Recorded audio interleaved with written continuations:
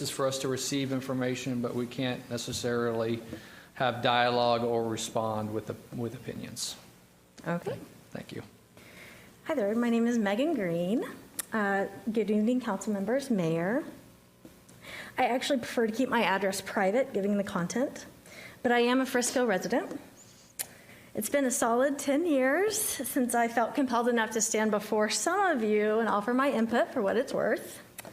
From my perspective, that speaks to how well run our city is, even with its challenges, and recently getting national attention, but I need you to know that I appreciate each one of you for your time and dedication. So thank you. Last week, I reached out to you in regards to a local Frisco church's response to the violent insurrection at the United States Capitol on January 6th, a day that will be remembered for the violent mob disregarding the constitutional processes and abandoning their patriotism in order to overturn election results as constitutionally decided by the will of the people. It's a moment that will be remembered as the day our democracy cracked but upheld against the false patriotism guised as an effort to save America. 5 days later, a local church, also affiliated with a local conservative PAC, that endorsed 2 now sitting council members, called for their worshipers to send a cadence of war to Washington, D.C. I watched the sermon twice in its entirety.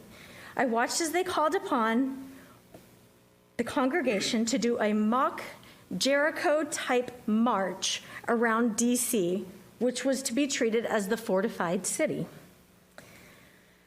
To replicate a beat of, quote, drums, battle, war. And they used the Bible, a sacred Christian doctrine, to justify and grow anger among the congregation. So why am I telling you this? I believe I have a responsibility for the safety of my community to see something, say something. When weaponizing religion to radicalize fellow community members, according to this church, since I support the results of the free and fair election, I am now seen as the enemy, as described by the church as a traitor that this church is practicing hostile language against. This has now become a safety issue for your constituency. For people like me who believe in the results of the election, in the Constitution, in truth, and integrity.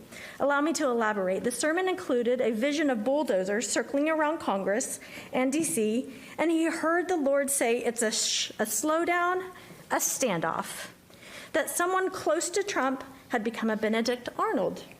And we know, this is quotes, what happened to Benedict Arnold. It's important to note that the insurrectionists at the Capitol were chanting, "Hang Mike Pence."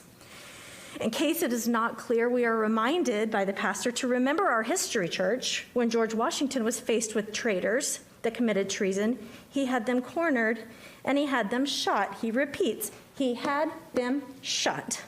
The Department of Homeland Security and the FBI have both issued reports that the biggest domestic terrorist threat comes from extremism. During the pastor/political contributor's sermon, he transitioned from exercising his speech to then becoming a threat to me and my family and the people that believe in truth. Yes, you see, in his eyes, since I accepted the outcome of the election, I am the traitor. And remember, what did traitors do according to him? Or what happened to traitors according to him? Please acknowledge the gravity of this breach of our Constitution and my right to safety. The language he used was carefully chosen to anger and incite violence. War, siege, military tribunal, sewer of socialism. Washington, D.C. is your Jericho. Traitors, treason.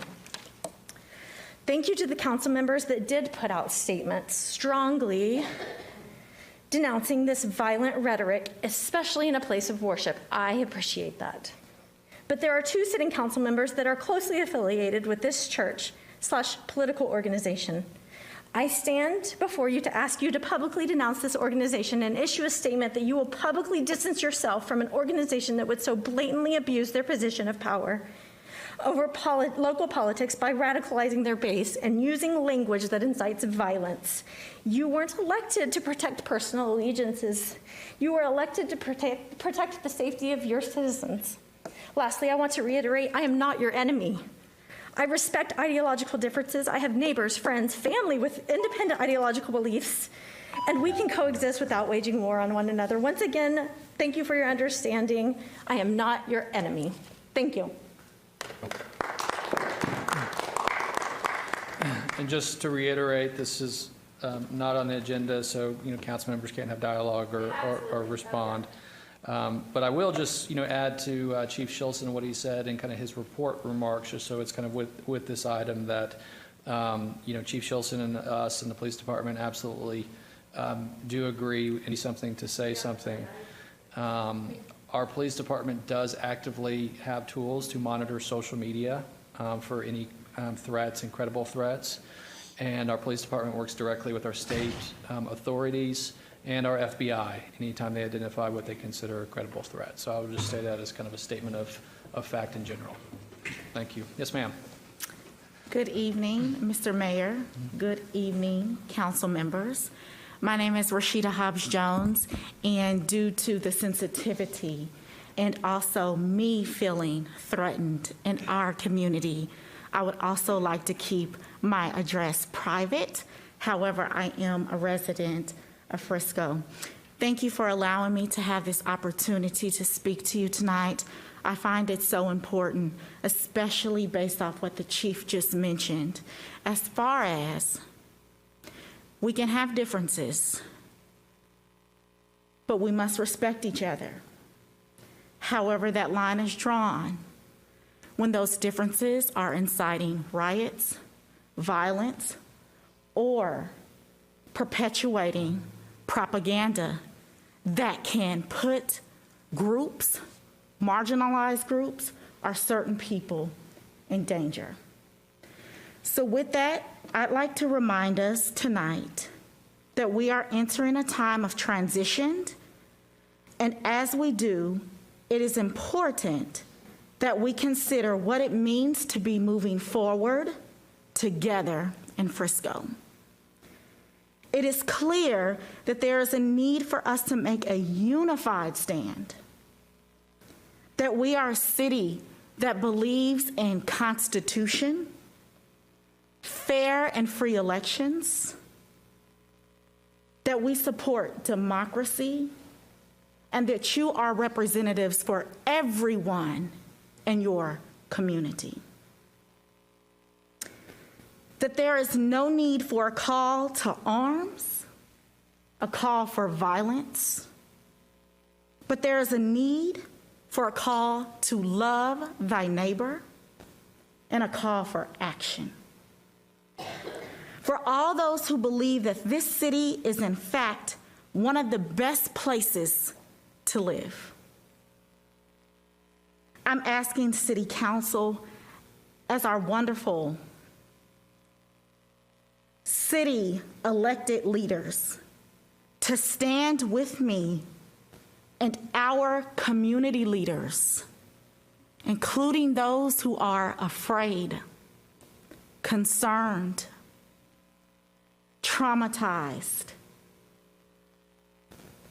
to stand with me to set an example for our children, our boys and girls that attend those high schools, middle schools, and elementary schools, who already have to worry about, is someone going to come in today and hurt me with a weapon? Who already have to worry about a pandemic. Now they have to worry about violence being brought upon them simply because of certain conspiracy theories.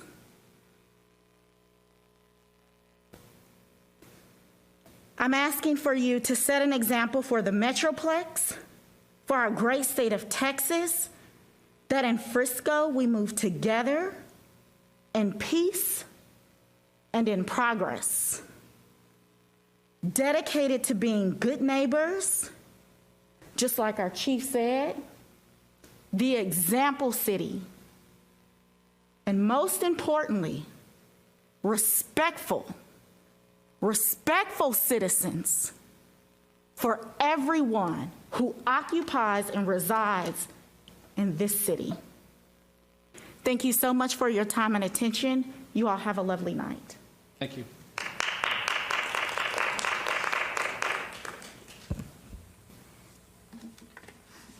After Simon, we're going to have Lisa Kirby, Sherry Salas, and Ray Chandrakaran?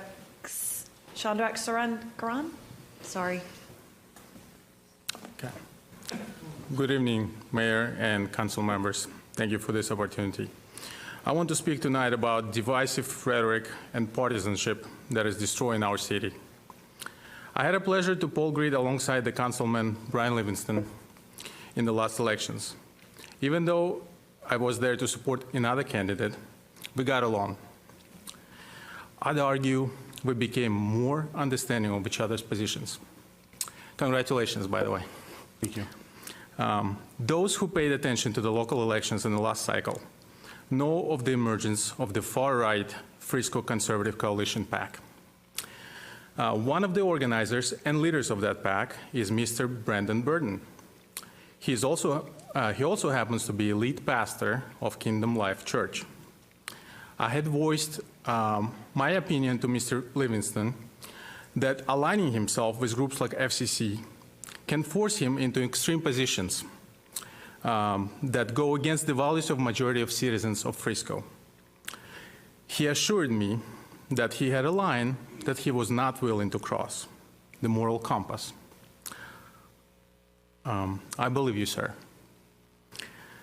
With Frisco being in the local and national spotlight regarding Mr. Brandon Burden and his role in Kingdom Life Church, as well as FCC, the time has come to show that the City Council stands against the fringe element in our community. It is important that City Council and Mayor speak loudly and forcefully against violence incitement and make it clear that they do not share his views on the election. When Mayor Cheney tells the citizens to social distance, wear masks, and wash hands, but he himself is seen on most occasions not wearing a mask, it strikes the people of Frisco as hypocritical.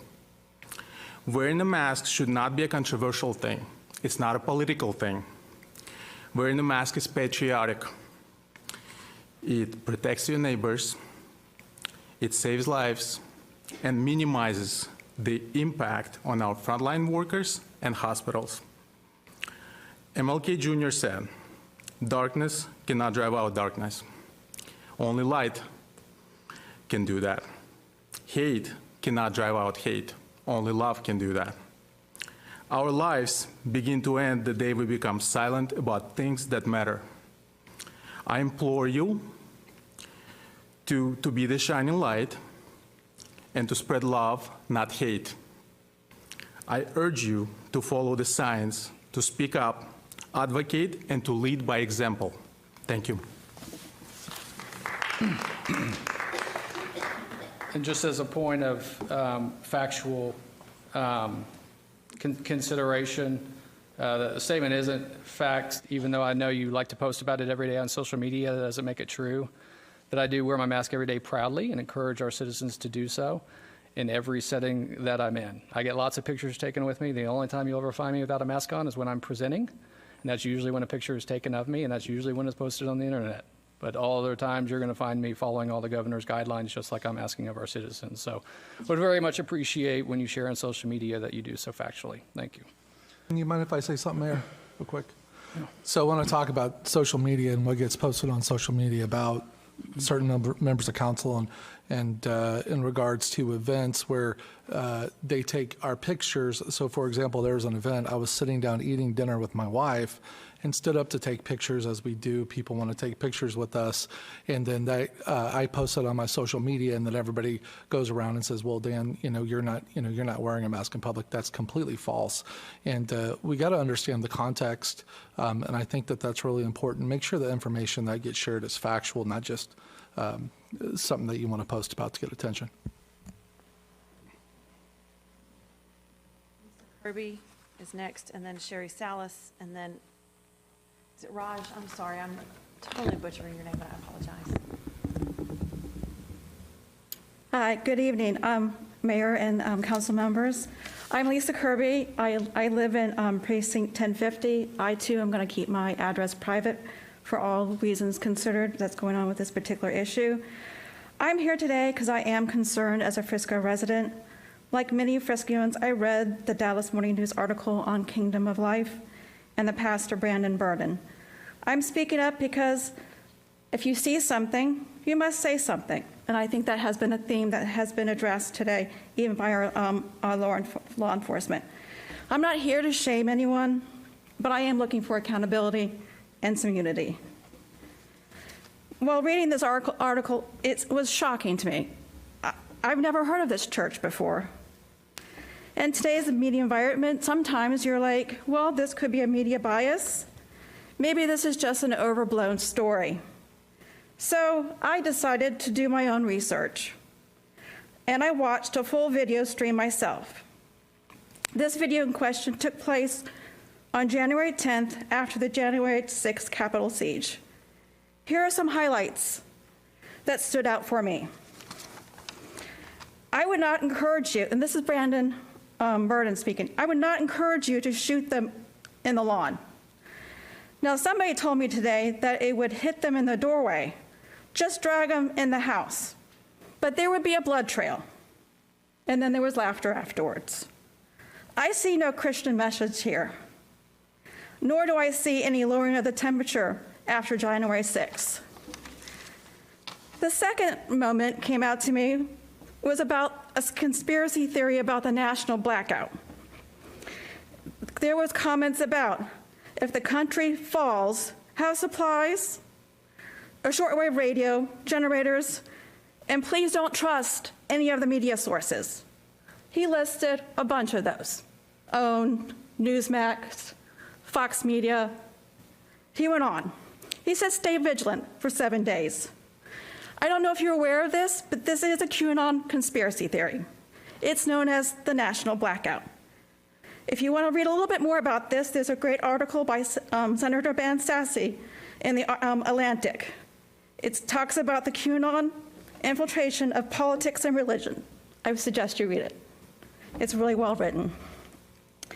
Then the third moment that kind of struck out to me was Pastor Bannon speaking out for his congregation. We are authorized.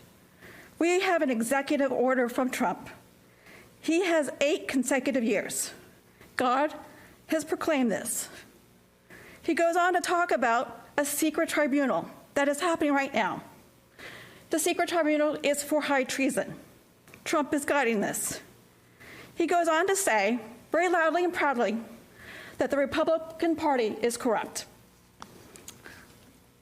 When I see these words, I don't hear it's time to come together as a city, state, and nation. I don't hear unity or healing after a tough national election. This is incitement and fear. So I just want to make clear regarding some of the city council members here, I really do appreciate you all who have spoken out. I really, truly appreciate that. Some have had some strongly worded and clear language. Others have been a little bit more vague. They don't even mention Kingdom of Life and Brandon Birch. So we need to stand strong against a divisive language that is dangerous to our community. As Christians in this Frisco community, we must say no to this type of rhetoric, and it doesn't represent us. This is not shaming. This is called accountability. This is called unity for our Frisco. I have 54 seconds left. I, too, am good at social media. And in this social media, there are certain individuals who spoke on June 20th at the Kingdom of Life. You know who you are. All this information is public. You actually posted it on your own sites. So did Brandon Birch, and he did the same thing for Frisco Conservatives. It's a public site. You can look at it. Any Frisco resident can look at it. It's open. Take a look. Let's see. November 19th, Frisco Conservatives post about including who Brandon Burden is actually a precinct chair for 1050. he supports a councilman for re-election runoff. That was posted on November 19th. I could go on. I have stuff for November 19th, December 7th, December 9th, and recently here, January 5th, where a city council member, Frisco Conservative Public Page, actually took pictures. Ms. Kirby. So you can take a look at it. It's all out there. Thank you very much for your attention.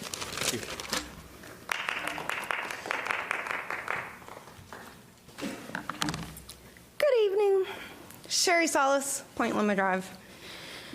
All right, so I'm here. I thought there was going to be an agenda item on the benefits for the firefighters, so I'd planned to kind of speak on that, and there's not, and I'm glad to hear that it's being looked at and worked on. But I did want to still mention some things. I know I've chatted with most of you. Mr. Strickland, I reached out to you because you were the candidate that ran on this issue and was surprised to find that I was blocked on social media. You have since corrected that. However, once I was circling back around, I'd already chatted with people. I could have emailed you on your city website, city email, but I actually didn't think about that. So anyway, I'm glad you've corrected that since you were so passionate about that during the election.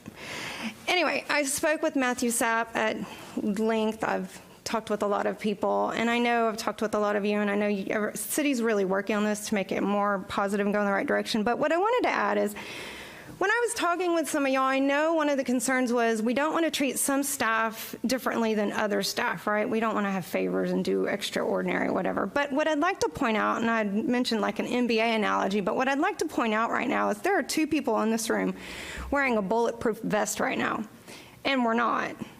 How many staff members are in here that are wearing bulletproof vests? So while I get the sentiment, we don't want to create like an unfair situation, I think it's reasonable and all right to start looking and analyzing on that parallel. So I wanted to mention that tonight publicly and get that out there. Okay, on the Brandon Burden thing. All of you are aware of the signs that I had out during the general election. Brandon Burden put his body in between my signs and the public. I did nothing wrong. I did nothing illegal. I have a right to speech. I have a right to do what I was doing. The man stood in front of verbiage that I created as a tax-paying voting citizen. He did not get to where he is and who he is, A, by himself or within a weekend or a week. There are citizens that have brought up activities at Kingdom Life Church from last year. There was a fundraiser within that church. This is such crap, to be honest. As a Christian, I have so much to say on this, but I'm going to need like a whole couple of days to deal with that portion of this.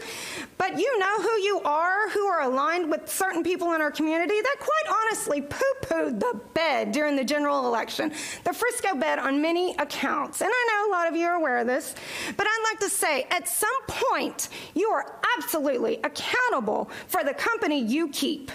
If you were hanging out with thieves as elected officials, we would have an issue with it. Well, I'm not calling Frisco conservatives thieves, but I can tell you one thing. They are not all about protecting my rights, because Brandon Burden proved that to me when he put his body in front of my signs. Yeah, people can call me crazy, whatever they want, say I'm trying to collect attention, whatever. But it does not change the fact that I had every right to be there. It does not change the crazy that was on the stage at that church during that event. And I would just like to make sure and say that all to you publicly, because we're coming up on another election, and I'm sure there'll going to be other people on the ballot. And that goes for people in the community that are going to also be looking for funding, and other candidates that may decide to run. We need to start thinking about these things, not to be ugly to Brandon. Quite honestly, as Christians, we need to pray for Brandon and pull him in and say, brother, help, let's talk. But we need to do it for our community's well-being. Now, I like quotes, as some of you know. No, it's not going to have the word bubbles in it, but I'd like to leave you with two. A true leader has the confidence to stand alone, the courage to make tough decisions, and the compassion to listen to the needs of others. Douglas MacArthur. And one of my favorite, my second one, attitude reflects leadership, Captain. Thank you.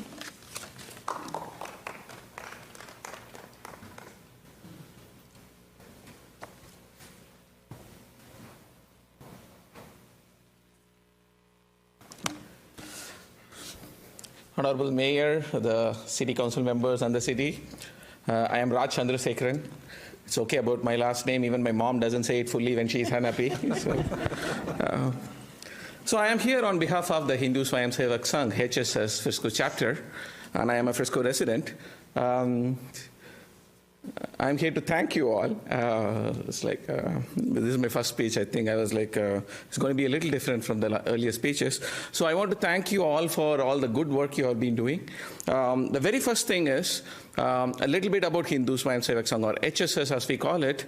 We have 225 chapters all over USA, and we focus on spreading the culture, health, and spiritual practices for all Hindus who are in USA.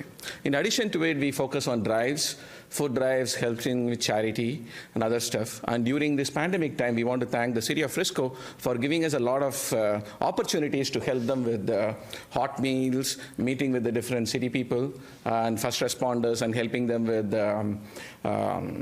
PPEs, masks, and other stuff. So today I am here to talk about the proclamation given by the mayor and the city for the Health for Humanity program which HSS is doing. Health for Humanity program is to start spreading yoga as a practice to improve our health. We know that we have been through a pandemic, but fortunately we are at the end of it. We are all going to come out really healthy. Frisco is a city which is a very healthy city. We know we have our own bike lanes, and we know all our push for making sure the sports is there. We have the sports stadiums, we have the new parks, we have the skate parks. With this, we would also like to we want to add yoga to the part of it. So we started it as a 2-week process. The reason we started it as a 2 weeks is we believe that anything done for 2 weeks every day makes it a habit for life. So that's why we are going to run it for 2 weeks. And we started this day because we scientifically believe this second week of January is when the earth starts tilting towards the sun. Thereby, from now onwards, you're going to see longer days, more exposure to the sun, which is going to be healthy. So with this, we are starting the Health for Humanity. We are running daily calls over Zoom because of the social distancing. We have 28 communities within Frisco who are participating it along with this. We have also done it with Frisco ISD. We have given the same program to schools. They are running it for their own physical education teachers and the other staff, and also to some of the kids, so that whoever is interested in it.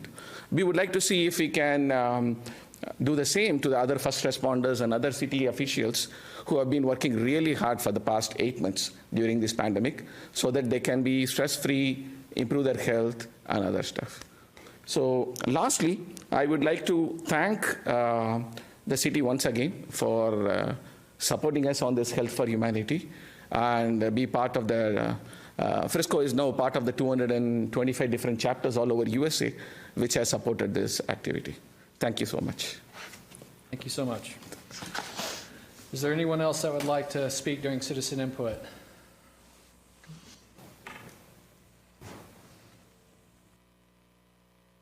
We'll just fill out a blue card when you're finished.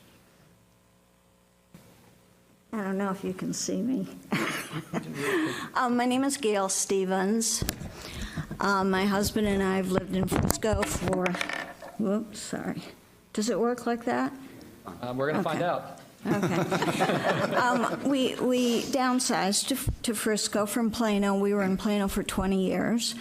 I'm from Flint, Michigan, born and raised in Flint, and raised in a community small enough to be able to learn the sense of community. And certainly over the course of time, we all have our journeys, but my husband and I are here.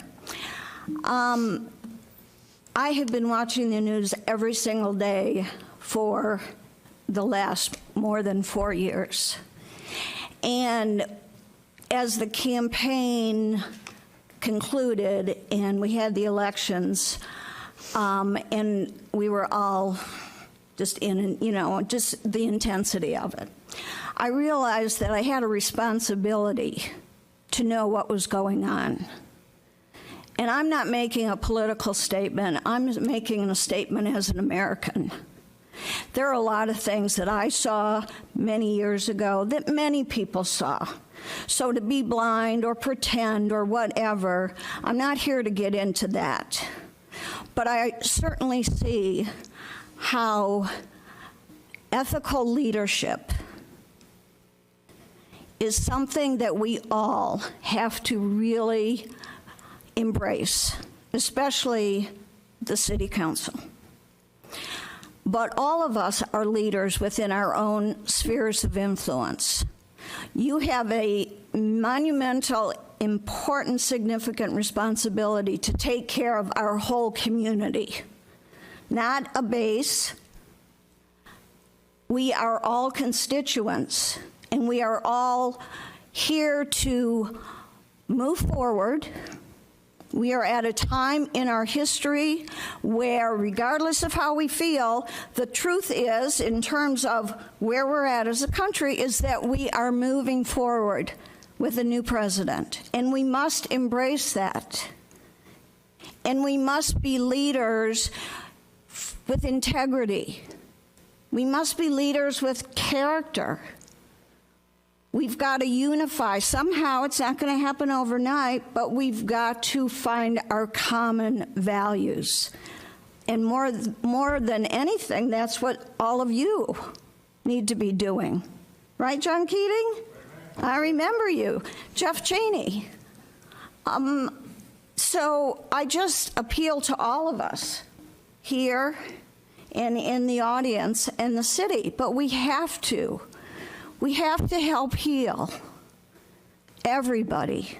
There's a lot of people hurting in a lot of ways. We have to help unify in ways that are going to advance our country. We are talking about America. We're not talking about party. We are talking about Homeland Security. We are talking about issues that we bring down to the local level. This is really what it's about, right? You guys you're the ones who are representing us. But we've got to have synergy all the way from the top, all the way through at the state level. I won't even address that. But we have the opportunity, and we have the great need to pull ourselves together, to work together, to make the words that we say real, with action, with attitude, with our talents, to be collaborative, to work through the issues and the dangers that our children, think about our children and what they're experiencing and what we need to do to help them move forward. So with that, I thank you for all that you do. I thank you for your leadership. I was part of Frisco City Hall 101 this year, which I loved. I'm the Dallas Regional Representative for the University of Southern California Marshall School of Business. So we have this very direct connection with Los Angeles, and there's so much going on here. I appreciate being part of it, and I think we all do. Thanks. Thank you, Gail.